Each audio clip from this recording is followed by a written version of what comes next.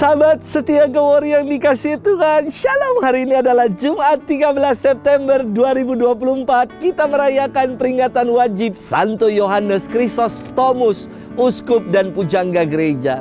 Yohanes Chrysostomus lahir di Antioquia pada tahun 349.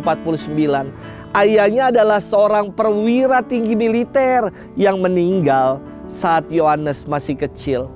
Mamanya bernama Antusa yang membesarkan anak-anaknya dalam iman Kristiani yang teguh. Ia mengupayakan agar anak-anaknya memperoleh pendidikan yang baik. Yohanes ini dikenal sebagai anak yang sangat cerdas. Jika ia berbicara, semua akan mendengarnya dan terpesona pada kata-katanya yang indah. Maka Yohanes dijuluki sebagai Chrysostomus, artinya si mulut emas. Sejak kecil, Yohanes sudah bercita-cita untuk memberikan diri seutuhnya pada Tuhan.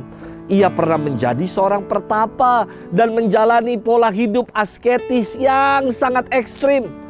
Karena ia sakit keras, akhirnya ia kembali ke Antioquia dan bertekad menjadi seorang imam.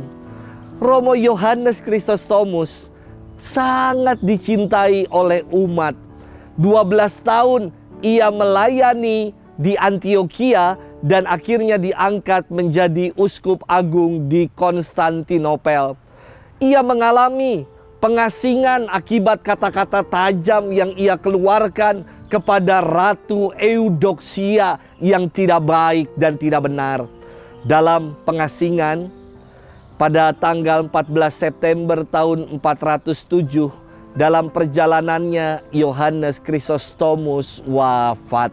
Hari ini kita akan bersama-sama merenungkan firman Tuhan yang diambil dari Injil Lukas 6 ayat 39 sampai 42. Kita siapkan hati kita. Haleluya, haleluya, haleluya. Sabdamu ya Tuhan adalah kebenaran. Kuduskanlah kami dalam kebenaran. Haleluya, haleluya, haleluya. Tuhan bersamamu dan bersama rohmu. Inilah Injil suci menurut Lukas. Dimuliakanlah Tuhan. Pada suatu ketika Yesus menyampaikan perumpamaan ini kepada murid-muridnya. Mungkinkah seorang buta membimbing orang buta? Bukankah keduanya akan jatuh ke dalam lubang? Seorang murid tidak melebihi gurunya, tetapi orang yang sudah tamat pelajarannya akan menjadi sama dengan gurunya. Mengapa engkau melihat selumbar dalam mata saudaramu, sedangkan balok dalam matamu sendiri tidak kau ketahui? Bagaimana mungkin engkau berkata kepada saudaramu, "Saudara, biarlah aku mengeluarkan selumbar dalam matamu," padahal balok dalam matamu tidak kau lihat? Hai orang munafik, keluarkanlah dahulu balok dari matamu, maka engkau akan melihat dengan jelas untuk mengeluarkan selumbar itu dari mata saudaramu. Demikianlah sabda Tuhan. Terpujilah Kristus. Sahabat setia Go Warrior yang dikasihi Tuhan, Shalom, salam sehat untuk kita semua. Ada satu pepatah dalam bahasa Latin yang luar biasa mengatakan begini. Nemo dat quod non habet, yang artinya no one can give what he has not got. Orang gak dapat memberi apa yang ia gak punya. Ya betul lah, bagaimana mau beri kalau dia tidak punya? Tidak mungkin orang bisa berbagi kasih kalau ia tidak punya kasih dalam dirinya. Tidak mungkin orang bisa berbagi sesuatu, berbagi damai kalau ia tidak punya damai dalam dirinya. Singkatnya, orang yang bisa memberi hanya orang yang punya itu. Sahabat setia Go Warrior yang dikasihi Tuhan, dalam firman hari ini sangat inspiratif. Yesus memberikan perumpamaan kepada para muridnya demikian. Dapatkah orang buta menuntun orang buta? Ya tentu tidak dapat, tidak mungkin orang yang tidak punya penglihatan, tidak bisa melihat, memberikan tuntunan kepada orang yang sama-sama juga tidak dapat melihat.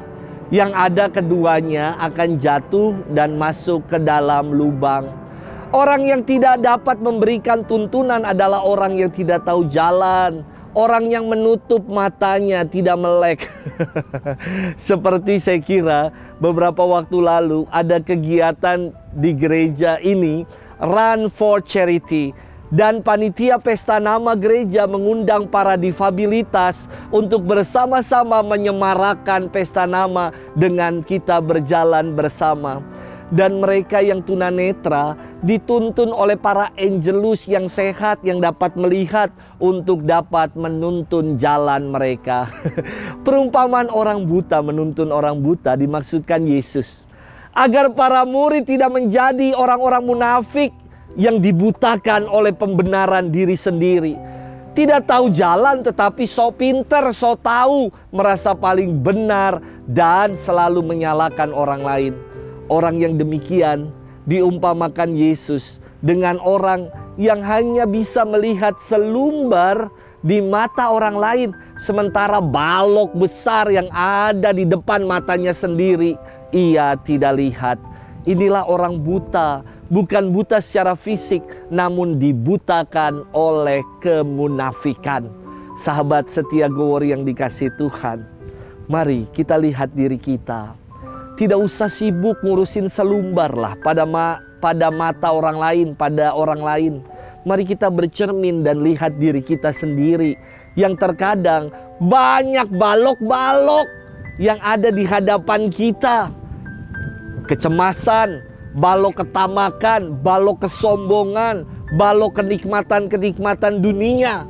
Mari kita singkirkan balok-balok itu dari hidup kita, agar kita dapat melihat dengan jelas betapa baiknya Tuhan dalam hidup ini. Selamat bermenung dan Tuhan memberkati kita selalu. Dalam nama Bapa dan Putra dan Roh Kudus. Amin.